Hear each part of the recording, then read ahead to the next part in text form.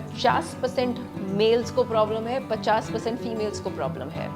सो वो 50% मेल्स आते हैं जिनको स्पर्म काउंट ही नहीं है, बिकॉज आपको इतनी आदत हो जाती है मैस्टरबेट करने की कि नॉर्मल इंटरकोर्स करना आपके लिए एक प्रॉब्लम बन जाता है eventually. Frequent masturbations will not affect your sperm count, but definitely your normal sexual life will be affected. And बहुत सारे men को आजकल varicocele issues हैं।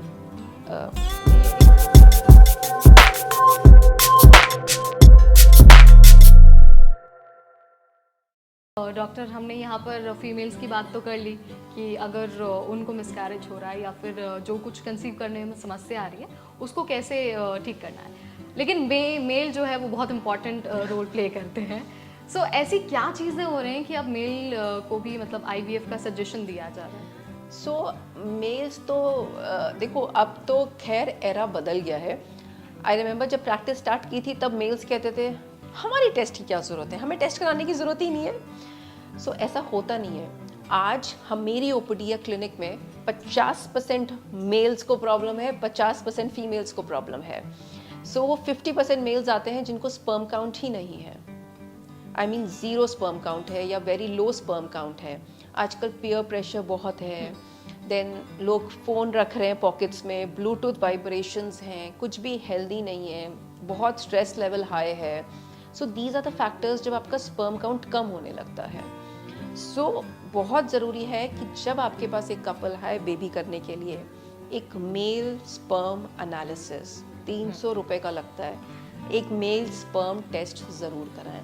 वो आपको ये बताएगा कि आपका स्पर्म काउंट कम है और आपकी वाइफ रिस्पॉन्सिबल नहीं, बट आप रिस्पॉन्सिबल हो कि बेबी नहीं हो पा रहा है।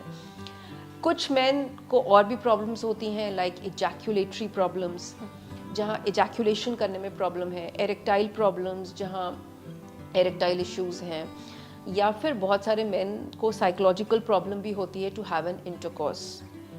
सो ये सब इश्यूज़ हैं जो आपकी क्लिनिक में इसलिए यूरोलॉजिस्ट एंड्रोलॉजिस्ट भी होने चाहिए जो मेल्स को ठीक से हैंडल करके काउंसिल कर पाएँ। That is very very important. Doctor, यहाँ पर हमने स्पर्म काउंट की बात की तो 2-3 सवाल मेरे माइंड में अभी अचानक से आ गए। एक तो ये कहा जाता है कि मास्टरबेशन की वजह से जो स्पर्म काउंट है वो बहुत कम होता है, ये किस हद तक सही है? सी, मास्टरबेशन से स्पर्म काउंट तो इफेक्ट नहीं होता है, बट मास्टरबेशन से ना आपकी सेक्सुअल लाइफ बहुत ख़राब हो जाती है एंड उस कारण ना बेबी करना थोड़ा सा प्रॉब्लमेटिक हो जाता है, बिकॉज आपको इतनी आदत हो जाती है मास्टरबेट करने की कि नॉर्मल इंटरकोर्स करना आपके लिए एक प्रॉब्लम बन जाता है इवेंचुअली, बिकॉज आप साइकोलॉजिकली उस चीज़ के लिए सेट नहीं होते हो। Frequent masturbations will not affect your sperm count, but definitely your normal sexual life will be affected. Okay, और अगर हमें स्पर्म काउंट को इंक्रीज करना हो तो क्या कुछ कर सकते हैं? सी, स्पर्म काउंट को अगर इंक्रीज करना हो, डेफिनेटली योर हेल्दी लाइफस्टाइल, आपको एंजाइम क्यूज लीजिए, आप अच्छा खाइए, think positive, stress level has to be low, vibrations कम करिए, आपको अपना हेल्दी लाइफस्टाइल मैनेज करना पड़ेगा। यानी कि लाइफस्टाइल हर चीज़ में बहुत इम्पॉर्टेंट। एंड बहुत सारे मेन को आजकल वैरिकोसील इश्यूज हैं।